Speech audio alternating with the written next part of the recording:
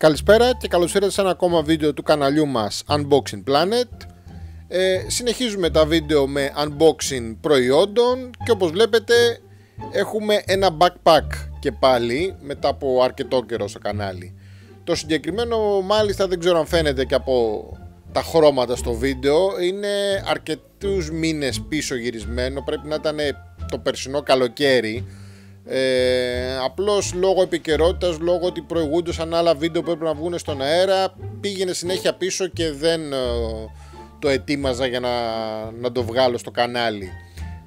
Πρόσφατα όμως το ξαναθυμήθηκα γιατί ένα-δύο φίλοι του καναλιού μου ζητήσανε αν έχουμε κάποιο backpack για παρουσίαση μετά και το OnePlus που είχαμε κάνει, το οποίο ναι μεν ήταν ένα πολύ καλό backpack, αλλά όπως είχαμε πει και τότε στο βίντεο σχετικά ακριβό.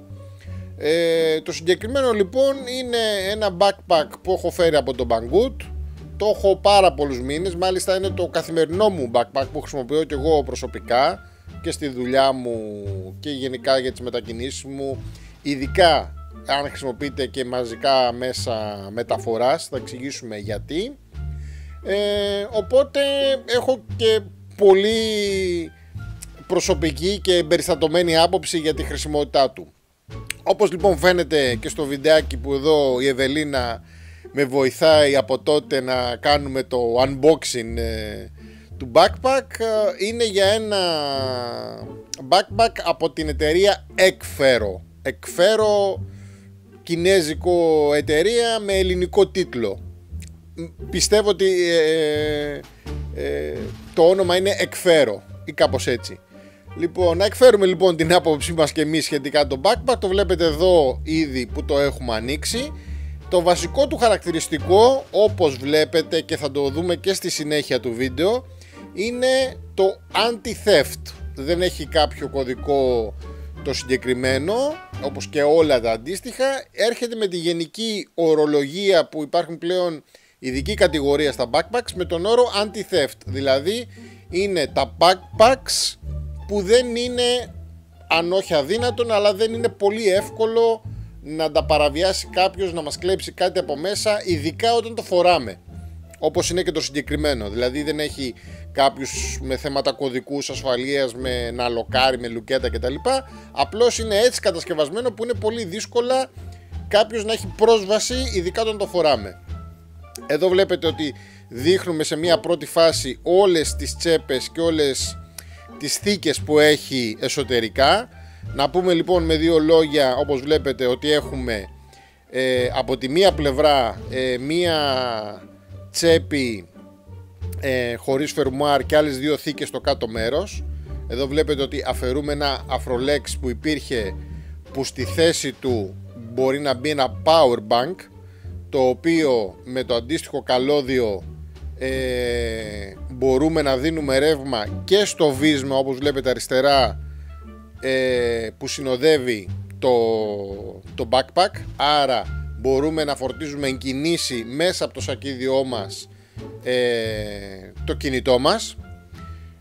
Επανερχόμαστε λοιπόν με τις θήκες. Βλέπετε έχει μία θήκη στο πάνω μέρος που είναι και απλή και με φερμουάρ, ουσιαστικά είναι δύο θήκες, δύο σε μία, καθώς και τρεις θήκες βλέπετε για μολύβια και στυλό. Περνάμε όμως τώρα και στην τοποθέτηση προϊόντων. Συνεχίζω εγώ να λέω για τις θήκες. Βλέπετε εδώ, αφού το εξωσφραγίσαμε, ήδη μέσα περιλαμβάνεται και το καλώδιο του USB, που είναι από αρσενικό σε θηλυκό θα λέγαμε, και μέσω αυτού θα συνδέσουμε εσωτερικά το power bank με την άκρη του καλωδίου, που εκεί θα συνδέουμε το κινητό μας. Βλέπετε δείχνει και η Ευελίνα σε ποιο σημείο θα τοποθετηθεί το καλώδιο και το power bank. Είναι στο εσωτερικό, σε αυτή την εσωτερική τσέπη που έχει το backpack. Όσο λοιπόν το δείχνει και αυτό, να πω εγώ ότι υπάρχουν άλλες δύο θήκες, όπως βλέπετε από κάτω, για απλά αντικείμενα χωρίς φερμουάρ. Εδώ στην πράξη, επειδή σας λέω το χρησιμοποιώ καιρό, ίσως να με βόλευε να ήταν και αυτές με φερμουάρ, γιατί βάζω κάποια πραγματάκια, το παίρνεις, το πετάς, κακομεταχειρίζεις εντός εισαγωγικών και μπορεί να βγούνε και να πέσουν χύμα μέσα στην τσάντα όποια αντικείμενα βάλετε εκεί. Βλέπετε εδώ πως βλέπετε βάζουμε έναν εξωτερικό δίσκο, διάφορα άλλα πράγματα, αλλά δεν κλείνουν ερμητικά. Τώρα στην άλλη πλευρά του σακιδίου, ουσιαστικά στην πλευρά που είναι προς την πλάτη, έχει δύο μεγάλες θήκες που μπορούμε να βάλουμε είτε ένα λάπτοπ, εδώ βλέπετε βάζουμε ένα Dell 13, οριακά, όχι άνετα αλλά οριακά μπορεί να πάρει μέχρι και 15, και βλέπετε και με τους δύο ημάντες το ασφαλίζουμε κανονικά. Και στην άλλη θήκη μπορεί να πάρει tablet, είτε ένα 7 που βάζουμε αυτή τη στιγμή πλαγιαστά και βλέπετε το χωράει ακριβώς, είτε μέχρι και ένα 10 που θα μπει με κατά αυτόν τον τρόπο, πάλι ασφαλίζοντάς το με τα λουριά που βρίσκουμε σε αυτό το σημείο. Η πρωτοτυπία μάλιστα του συγκεκριμένου backpack και όλων των αντιστοίχων είναι ότι τα συγκεκριμένα βλέπετε μπαίνουν στο κομμάτι της πλάτης ουσιαστικά, δηλαδή αυτό που είναι στην πλάτη μας, άρα και το βάρος είναι ακόμα πιο κοντά στην πλάτη και πιο ψηλά, το οποίο σημαίνει ότι είναι και πιο ανατομικά και πιο ορθοπαιδικά, θα λέγαμε, σωστά τοποθετημένα, και για να μην μας πονέει η πλάτη μετά από ώρα που το φοράμε, και να είναι και γενικά και πιο ευχάριστο φορώντας το και να μας κουράζει. Τώρα εδώ βλέπετε ότι προσπαθεί και η Ευελίνα να το κλείσει, γιατί το έχει ανοίξει διάπλατα. Βλέπετε ανοίγει 180 μοίρες, μπορούμε να το ανοίξουμε από άκρη σ' άκρη και να το απλώσουμε πάνω στο γραφείο και να τοποθετήσουμε ό,τι θέλουμε. Με αυτόν τον τρόπο βέβαια δυσκολεύτηκε μετά να το κλείσει και να βρει πώς ακριβώς κλείνει, γιατί είχε ανοίξει από άκρη σ' άκρη τα φερμουάρ. Με τον ίδιο όμως τρόπο φανταστείτε ότι είναι πολύ δύσκολο κάποιος να έχει πρόσβαση να ανοίξει αυτό το σακίδιο όταν το φοράτε. Γιατί αυτό? Γιατί το φερμουάρ, όπως θα το δείτε και συνέχεια που θα το φορέσει κιόλας, έρχεται από το μέσα μέρος της πλάτης, το οποίο σημαίνει ότι πρώτον, σε πρώτη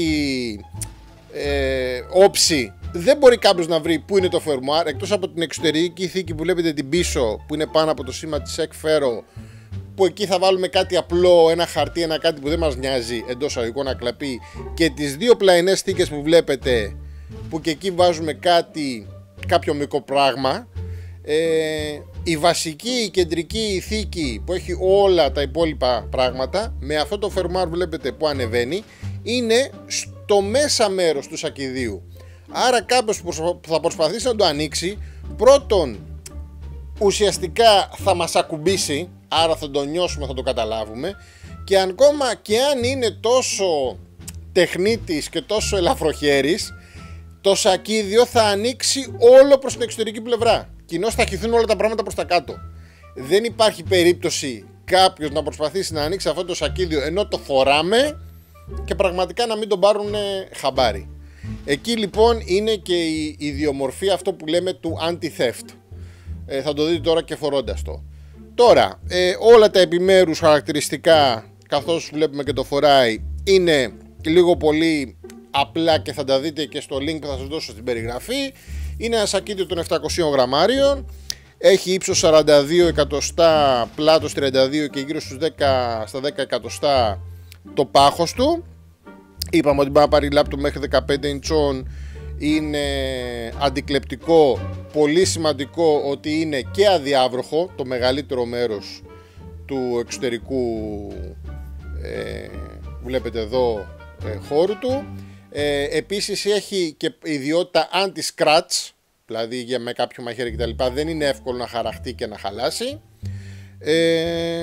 Γενικά είναι ένα πολύ ποιοτικό backpack. Βλέπετε εδώ και οι λουρίδες, οι δύο πλαϊνές, ότι είναι φωσφορίζουσες, άρα ακόμα και τη νύχτα θα κάνει μια αντανάκλαση και θα μπορεί να φανεί από κάποιον ένα αυτοκίνητο, ένα ποδηλάτι και να σας δει, ή αν το φοράτε εσείς πάνω σε μια μηχανή, σε ένα ποδήλατο. Είπαμε τις ιδιότητες για το αντικλεπτικό του, είπαμε για τη δυνατότητα να πάρει το power bank και να φορτίζετε μέσω αυτού του σακιδίου δηλαδή και το κινητό σας. Να πούμε εδώ ότι στο μοντέλο που θα σας βάλω εγώ στην περιγραφή, που είναι λίγο νεότερο από αυτό που δείχνουμε, πλέον υπάρχει δυνατότητα να έχετε και έξοδο ήχου, audio jack, δίπλα ακριβώς το USB, άρα από εκεί, έχοντας το κινητό στο εσωτερικό μέρος σακιδίου, να είναι και αυτό ασφαλισμένο, να ακούτε και τη μουσική σας στα τυχόν ακουστικά. Γενικά είναι ένα backpack πάρα πολύ χρήσιμο. Εγώ πραγματικά το έχω βολευτεί σε καθημερινή χρήση. Πολύ πιο φθηνό και από αυτά που θα δείτε που κυκλοφορούν στην Ελλάδα, που είναι τα αντίστοιχα και τα έχουν φέρει και είναι στα 70-80 ευρώ. Το συγκεκριμένο κάνει λιγότερο από 35-36, εγώ το είχα πάρει, μου φαίνεται γύρω στα 33. Στα link θα σας βάλω στην περιγραφή, θα υπάρχει και το δεύτερο μοντέλο της Ekfero, που είναι λίγο πιο τετραγωνιζέ, δεν έχει αυτό το σχήμα, είναι λίγο πιο φαρδί αλλά λίγο πιο κοντό, ίσως κάποιος να αρέσει καλύτερα, που έρχεται σε ακόμα χαμηλότερη τιμή, είναι κοντά στα 30 ευρώ. Και γενικά θα σας έχω και τα link για όλα τα σακίδια της Ekfero, αλλά κυρίως αυτά τα δύο έχουν την πρωτοτυπία του αντικλεπτικού, παύλα πρακτικού, όπως είπαμε USB, audio jack κτλ. Λοιπόν, αυτό είναι το αντικλεπτικό backpack που φέραμε από τον Banggood, και όπως σας είπα το χρησιμοποιώ καθημερινά και είμαι πάρα πολύ ευχαριστημένος, και είναι η πρότασή μου για όποιον θέλει ένα αντίστοιχο πρακτικό και φθηνό σακίδιο. Αν σας άρεσε αυτό το βίντεο, ένα like, ένα subscribe, την καμπανούλα για να βλέπετε τα νέα βίντεο, και θα τα πούμε στο επόμενο.